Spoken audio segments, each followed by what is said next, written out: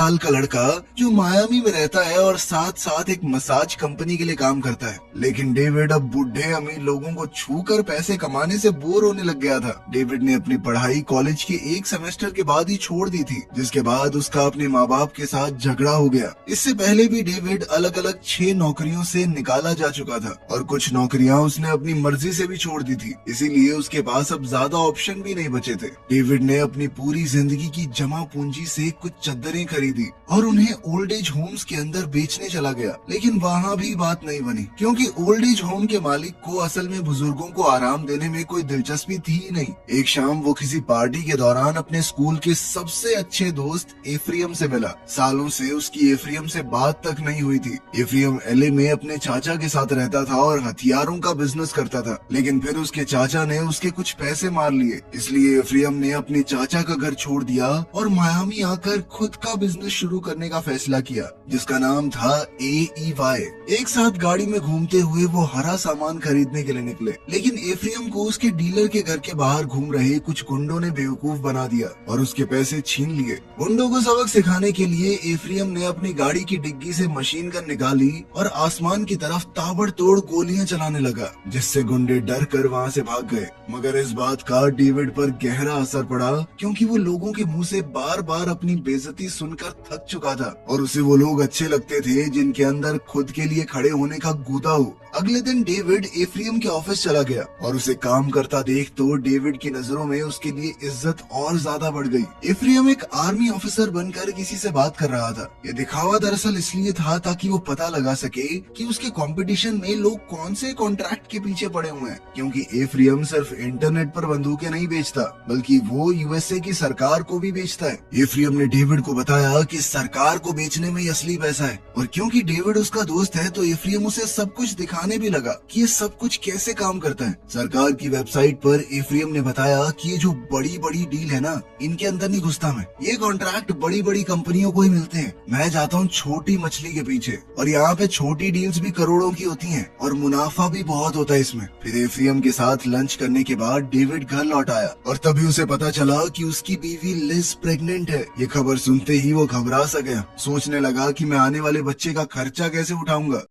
इसके बाद जब डेविड फिर से अपने दोस्त एफ्रियम से मिला तो एफ्रियम ने आगे से कह दिया कि भाई मेरे साथ काम करेगा। डेविड पहले तो सोचने लगा कि यार इस बिजनेस से तो थोड़ा दूर ही रहना चाहिए, मैं नहीं चाहता मेरी वजह से किसी की जान चली जाए। लेकिन एफ्रियम ने उसे अपनी मीठी मीठी बातों में फंसाकर मना लिया और किसी तरह ये यकीन दिलाया कि हमारा ये काम करना किसी जंग को बढ़ावा देना थोड़ी है, और डेविड उसकी बातें मान भी गया। फिर घर जाकर डेविड ने लिज को झूठ बोल दिया कि हम आर्मी को बेडशीट बेचने वाले हैं, इसलिए लिज डेविड के इस नए काम से पूरी तरह खुश हो गई। अगले 6 हफ्तों तक डेविड हथियारों के बिजनेस के बारे में सब कुछ सीखने लगा। डेविड ने सरकार की वेबसाइट पर नजरअंदाज की हुई अच्छी डील्स भी ढूंढी और ईस्टर्न यूरोप में जो लोग हथियार बनाते हैं उनसे बात करने लगा। इस तरह के लोगों को वॉर डॉग्स कहा जाता है, जो जंग के जरिए पैसे कमाते हैं बिना किसी भी मैदान जंग में कदम रखे। एफ्रियम का एक छुपा हुआ पार्टनर भी है, राल्फ शत्स्की, जो मायामी में 14 लॉन्ड्री शॉप्स का मालिक है और एक लोकल बिजनेसमैन भी। राल्फ का काम है एफ्रियन को हथियारों के लिए पैसे देना और बदले में कंपनी का 25% हिस्सा है उसके पास। लेकिन राल्फ को जो 25% मिलता है वो असल में उतना है नहीं, क्योंकि वो लोग इससे काफी ज्यादा पैसे कमाते हैं। साथ ही राल्फ एक पक्का जूइश है, उसे लगता था कि एफ्रियम भी उसके जैसा है, वो कभी इजराइल के दुश्मनों को बंदूक नहीं बेचेगा। लेकिन एफ्रियम हर उस इंसान को बेचता था जिसे बंदूक चाहिए, उसे कोई मतलब नहीं था कौन किसकी तरफ है। खैर जितना ज्यादा समय डेविड इस बिजनेस में बिताने लगा उतना ही बेहतर होता चला गया वो। और तो और उसने हेनरी नाम के एक बहुत बड़े सप्लायर से भी कांटेक्ट कर लिया, जिसे लोग पिछले 20 सालों से हथियारों का सबसे बेस्ट सप्लायर मानते हैं। फिर एक रात बार में थोड़ा ज्यादा पीने के बाद एफ्रियम ने एक गलत लड़की पर लाइन मार दी और लड़की के बॉयफ्रेंड ने एफ्रियम को बढ़िया मुक्का दिया। फिर दोनों एक रेस्टोरेंट में खाना खाने लगे और तभी उन्हें फोन आया कि उन्हें बेरिटा पिस्टल का कॉन्ट्रैक्ट मिल गया है, जिसमें उन्हें बगदाद में इराकी पुलिस को कई हजार बेरिटा पिस्टल सप्लाई करनी होंगी। कुछ दिन बीत जाने के बाद डेविड और लिज डॉक्टर के पास चले गए और अपने बच्चे को अल्ट्रासाउंड के जरिए पहली बार देखने लगे। जल्द ही उन्हें पता चला कि लिज के पेट में लड़की है, लेकिन डेविड की खुशी का पल बीच में ही टूट गया जब डेविड को कैप्टन फिलिप सेंटोस का फोन आया, जो कि एक नए कानून को लेकर बेहद परेशान था। इस नए कानून को लेकर इटली से इराक को होने वाली सारी हथियारों की सप्लाई पर बैन लगा दिया गया और अब बेरिटा पिस्टल्स का इराक पहुंचना नामुमकिन सा हो गया था। डेविड को इस नए कानून के बारे में ठीक से पता नहीं था, लेकिन ये काम उसके लिए जरूरी है, इसीलिए उसने झूठ बोलकर सेंटोस को कहा कि सब कुछ कंट्रोल में है सर, चिंता मत करो। खुशकिस्मती से एफ्रियम ने इस समस्या से निपटने का रास्ता ढूंढ निकाला और कहा कि हम पिस्टल को पहले इटली से जॉर्डन भेजेंगे, क्योंकि वो एक ऐसा देश है जिससे हमारा कोई झगड़ा नहीं है, इसलिए पिस्टल को जॉर्डन से इराक भेजना ज्यादा आसान होगा। ठीक उसी रात डेविड और लिज ने अपने घर पर एक डिनर पार्टी रखी, जहां लिज के कुछ दोस्त डेविड को एफ्रियम के बारे में समझाने लगे। उन्होंने उसे बताया कि पैसे चाचा ने नहीं चुराए, बल्कि एफ्रियम ने चाचा से चुराए थे। उन लोगों की बात चल ही रही थी कि तभी एफ्रियम बिना बताए वहाँ पर पहुँच गया। उसने जैसे ही देखा कि यहाँ पर तो पार्टी चल रही है, उसे बहुत बुरा लगा, क्योंकि उसे तो बुलाया नहीं गया पार्टी में। फिर डेविड उसे अलग से ले जाकर बात करने लगा। उसने समझाया कि भाई ये लिज की पार्टी है, उसके दोस्त हैं, मैंने किसी को नहीं बुलाया। तब एफ्रियम ने उसे बताया कि बहुत बड़ी प्रॉब्लम हो गई है भाई, जॉर्डन के कस्टम डिपार्टमेंट ने हमारी बंदूकों को जब्त कर लिया है।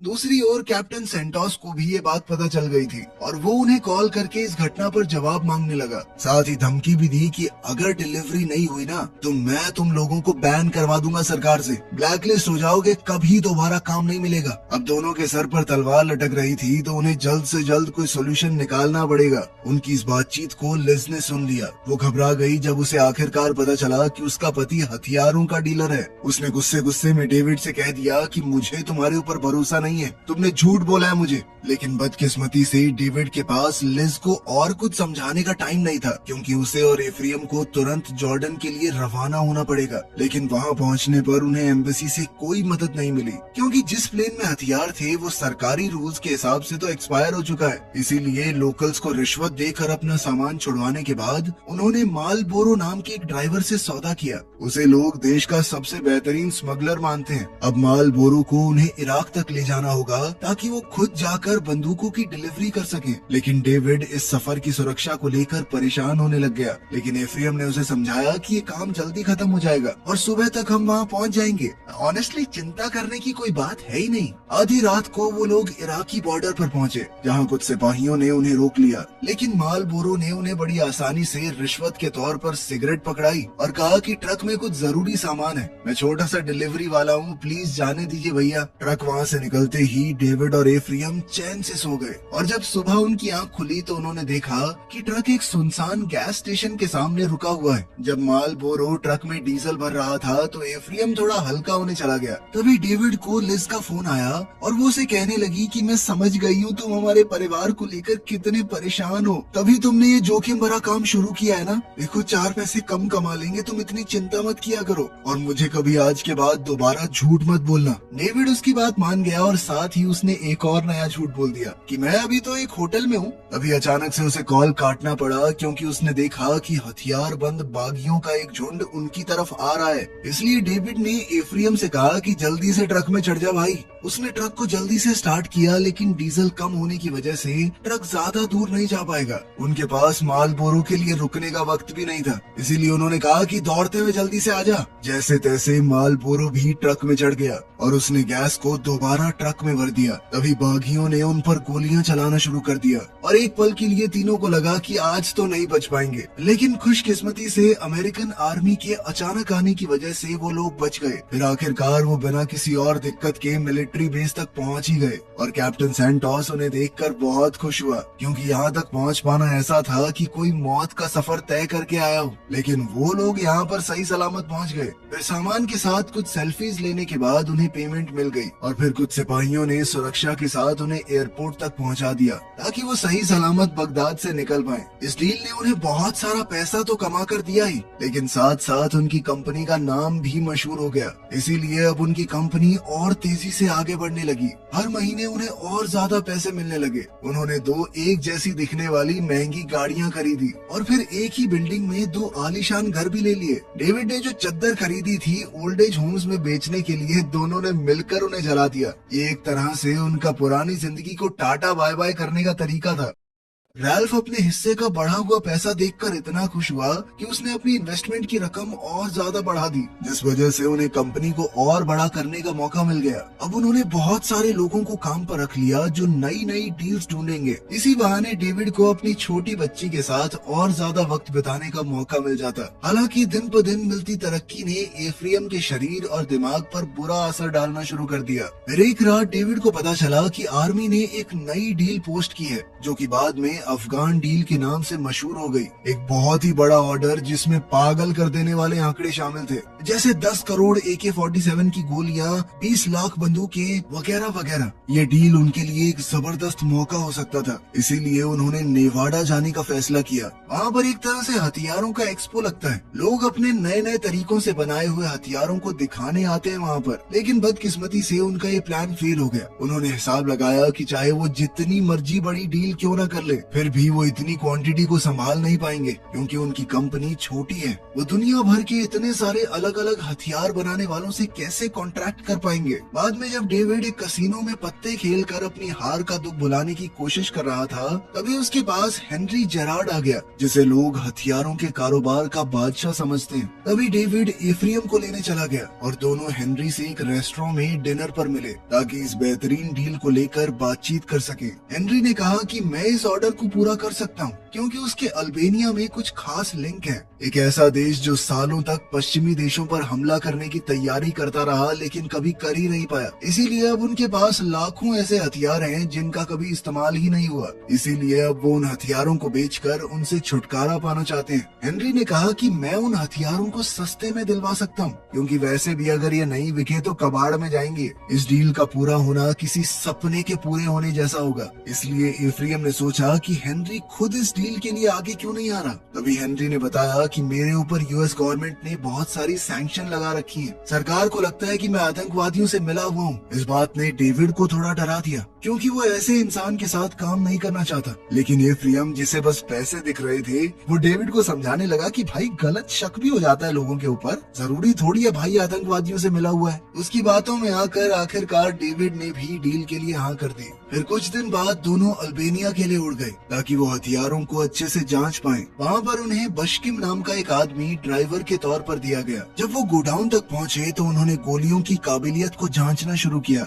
इतनी पुरानी होने के बावजूद भी गोलियां अच्छे से अपना असर दिखा रही थी। इसीलिए वो दोनों मायामी उड़कर आ गए और उन्होंने गोलियां खरीदने के लिए वेबसाइट पर बोली लगा दी। जवाब आते आते 5 महीने लग गए, लेकिन खुशकिस्मती से उन्हें डील मिल गई। लेकिन इतने बड़े काम को शुरू करने से पहले कंपनी को सरकार अच्छे से जांचती परखती है। इसीलिए डेविड और एफ्रियम ने कंपनी का आज तक का पेपर वर्क और हिसाब किताब, जो उन्होंने कभी किया ही नहीं था, सब कुछ झूठे तरीके से तैयार करवाना शुरू किया। 2 हफ्तों बाद वो रॉक आइलैंड चले गए, ताकि यूएस मिलिट्री के उन ऑफिसर्स से मिल पाएं जिनकी निगरानी में आर्मी के सारे सामान की खरीद होती है। लेकिन दोनों इतने घबराए हुए थे कि बिल्डिंग में घुसने से पहले ही हरी घास फूंक कर गए, ताकि खुद को शांत रख पाएं। लेकिन मीटिंग बढ़िया हो गई। उनके तैयार किए हुए नकली कागजों को भी हरी झंडी मिल गई। लेकिन एफ्रियम फिर भी गुस्से से भर गया, क्योंकि उसे पता चला था कि उन्हें इस डील के लिए इसलिए चुना गया क्योंकि उन्होंने बाकियों के मुकाबले बहुत कम दाम लगाया है। मतलब कि वो लोग $5 करोड़ और मांग सकते थे।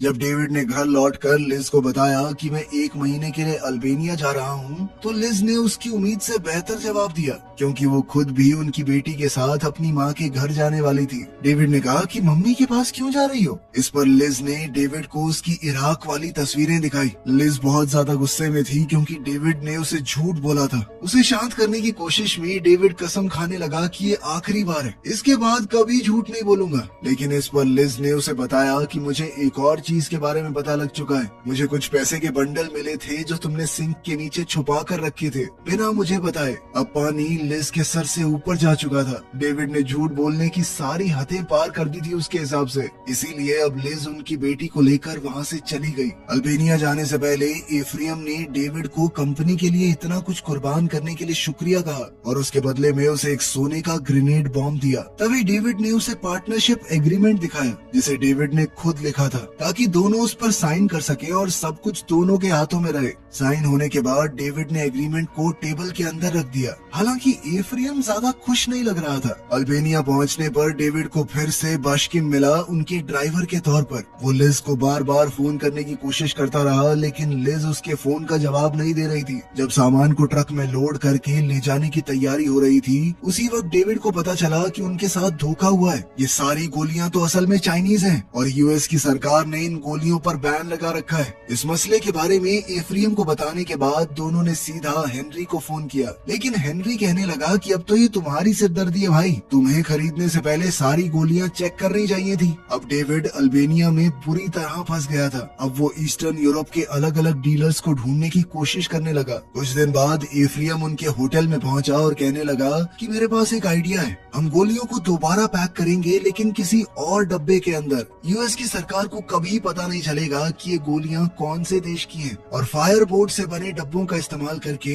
हम काफी पैसे बचा सकते हैं। ये गैर कानूनी तो होगा लेकिन इस डील में इतने ज्यादा पैसे हैं कि हम इसे छोड़ नहीं सकते। इसके बाद बाशकिम ने उन्हें अपने एक दोस्त से मिलवाया जिसका नाम है एनवर, जो कि एक पैकेजिंग कंपनी का मालिक भी है। उन्होंने एनवर को चाइनीज प्रॉब्लम के बारे में नहीं बताया, सिर्फ ये कहा कि वो अपने सामान का वेट कम करना चाहते हैं। एनवर ने इस काम के लिए $1,00,000 मांग लिए, जो उनके लिए डील बचाने और एक्स्ट्रा पैसे कमाने के सामने एक बहुत छोटी रकम थी। फिर 8 दिसंबर 2007 को उन्होंने अफगानिस्तान में आर्मी को पहले 50 लाख गोलियां बिना किसी दिक्कत के पहुंचा दी। कुछ दिनों बाद क्रिसमस के दिन लिज ने डेविड को वीडियो कॉल पर अपनी बच्ची को देखने दिया, लेकिन ये उसके साथ होने वाली आखिरी अच्छी चीज बन गई क्योंकि अब उनकी जिंदगी में जबरदस्त ट्विस्ट आने वाला था। उसी रात एफ्रियम ने यूएस ऑफिशियल्स को कॉल करके बताया कि हेनरी ने गोलियों को 4 गुना ज्यादा दाम पर आगे बेचा है और अब मैं उसे इस डील से बाहर करना चाहता हूँ क्योंकि उसका इरादा हमें चूना लगाने का था। डेविड तुरंत उसे रोकने की कोशिश करने लगा क्योंकि हेनरी ऐसा आदमी नहीं है जिससे पंगा लिया जाए। डेविड ने सोचा कि वैसे भी हम बहुत ज्यादा पैसे कमा रहे हैं, इसलिए एफ्रियम पूरे ऑपरेशन को खतरे में डाल रहा है। डेविड ने कहा कि मैं अल्बेनिया में पूरे परिवार से दूर रहकर मेहनत कर रहा हूँ यहाँ पे,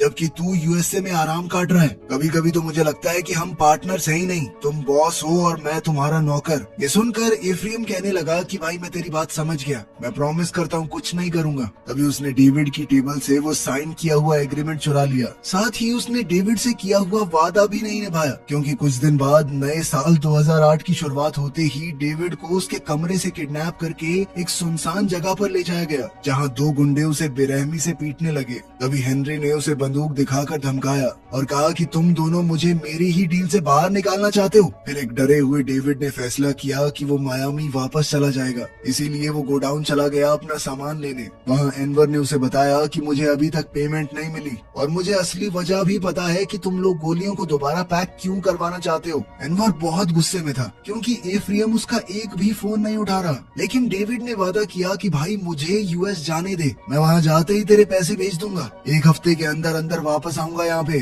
बाकी का काम करवाने के लिए। लेकिन जैसे ही डेविड टैक्सी में बैठने लगा तो बाशकिम की पत्नी ने उसे रोक लिया और बताया कि मेरा पति गायब हो गया है और किसी ने भी बाशकिम के बारे में कुछ नहीं सुना, उसकी लाश भी नहीं मिली आज तक। ये सब देखकर तो डेविड ने फैसला कर लिया कि बस एक बार निकल जाऊं यहाँ से, कभी वापस नहीं आने वाला।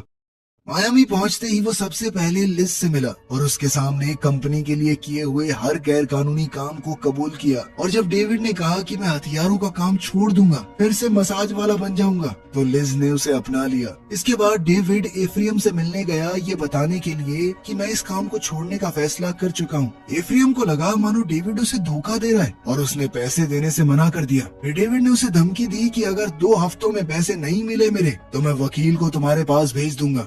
लेकिन एफ्रियम को इस बात से जरा भी फर्क नहीं पड़ा, क्योंकि उसने साइन किए हुए एग्रीमेंट की इकलौती कॉपी जला दी थी। जब डेविड को ये बात पता चली तो उसने एफ्रियम के दिए हुए सोने के बॉम्ब को अपने और एफ्रियम के ऑफिस के बीच के शीशे पर दे मारा, जिससे काफी हंगामा हो गया और फिर डेविड वहाँ से चला गया। 3 महीने बाद डेविड फिर से अपनी मसाज थेरेपिस्ट वाली जिंदगी में लौट आया। एक दोपहर उसके पास रैल्फ आया, जिसने बताया कि एफ्रियम को जो कुछ भी हुआ उसका बेहद अफसोस है और वो सुलह करने के लिए तुमसे मिलना चाहता है। इसके बाद तीनों एक रेस्टोरेंट में मिले। वहाँ एफ्रियम ने माफी मांगते हुए कहा कि मैं तुम्हें 2 करोड़ दे दूंगा। ये सुनकर डेविड को मजाक जैसा लगा, उसे अपनी बेइज्जती लगी, उसे बहुत गुस्सा आया और अब वो राल्फ को उन सभी गैर कानूनी कामों के बारे में बताने लगा जो उन्होंने उसके दिए हुए पैसों से किए थे और किस तरह वो उसे जितना कमाते थे उससे बहुत कम पैसे दिया करते थे। डेविड ने कहा कि मेरे लैपटॉप में सारे सबूत हैं, इसीलिए अगर मैं चाहूँ तो आसानी से एफ्रियम को सड़क पर ला सकता हूँ। लेकिन एफ्रियम को अभी भी ज्यादा फर्क नहीं पड़ा,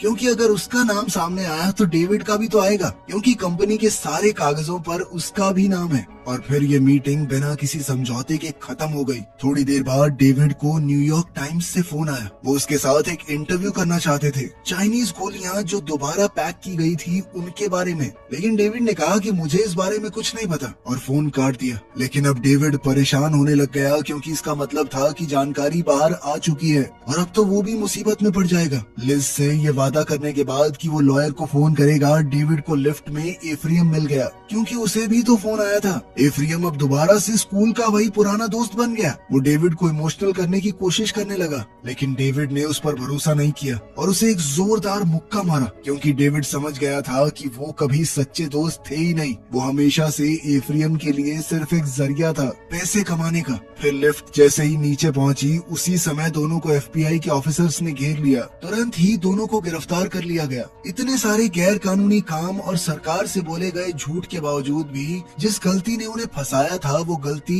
एनवर को पैसे ना देना थी। पैसे न मिलने की वजह से एनवर ने अमेरिका के डिफेंस क्वार्टर को फोन करके उनकी शिकायत कर दी थी। उसी वक्त FBI ने पूरी तरह इन्वेस्टिगेशन शुरू कर दी और उसी दौरान रैल्फ को भी कई दुकानों में से एक में पकड़ लिया गया। वो इतना डर गया कि बिना किसी झिझक के उसने FBI से समझौता कर लिया। रेस्टोरेंट वाली मीटिंग उसका ही प्लान था और उसने पूरी बातचीत रिकॉर्ड करने के लिए माइक्रोफोन पहना हुआ था। उस रिकॉर्डिंग में उनके सभी जुर्म कबूल हो गए। एफ्रियम के ऊपर 70 से ज्यादा गैर कानूनी जुर्म करने का केस चलाया गया। रिकॉर्डिंग के अंदर पता लग रहा था कि एफ्रियम ही असली मास्टरमाइंड है, इसीलिए उसे 4 साल की सजा सुनाई गई। जबकि डेविड ने अपने सारे जुर्म कबूल कर लिए थे, इसीलिए उसे 7 महीने हाउस अरेस्ट पर रखा गया। उन्हें बताया गया कि उनकी कंपनी 2022 तक कोई कॉन्ट्रैक्ट नहीं ले सकती। 7 महीने खुद को बंद रखने के बाद डेविड ने फिर से मसाज थेरेपिस्ट वाला काम शुरू कर दिया और वो हैरान हो गया जब उसका अगला क्लाइंट हेनरी निकला। वो थोड़ा डर रहा था, पर हेनरी ने उसे यकीन दिलाया कि मैं तुझे कुछ नहीं करूंगा,